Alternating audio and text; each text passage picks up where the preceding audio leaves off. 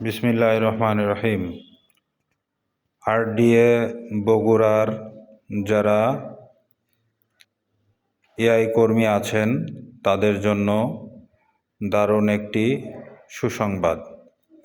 বন্ধুরা, আপনারা দেখতে পাচ্ছেন আমরা আরডিএ হলিস্টিন ফ্রিজিয়ান ক্রস যে 7 বুলের কাছে আছি।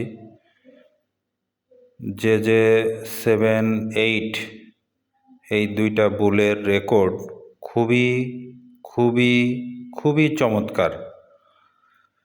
যে 8 বিশেষ করে যে 8 এবং যে 7-এর বাচ্চার যেরকম ভালো গর্জিয়াস প্রিন্ট আসে, ওরকম গেট আপ আসে। পাশাপাশি যে 7 এবং যে 8-এর বাচ্চার দুধের রেকর্ডও খুবই চমৎকার।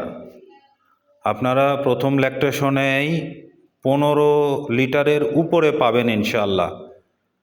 আমি পেয়েছি, এজন্য আমি আপনাদেরকে এই ভিডিওটা শেয়ার করলাম আপনাদের সকলের উদ্দেশ্যে।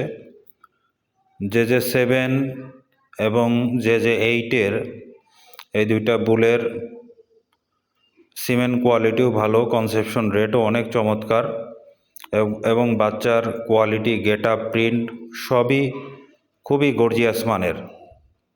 এই বুলের সিমেন্ট আপনাদের রুটে যদি ব্যবহার করেন, আশা করি আপনারা ভালো বাচ্চা পাবেন, খামারিদের কাছ থেকেও ভালো রেসপন্স পাবেন।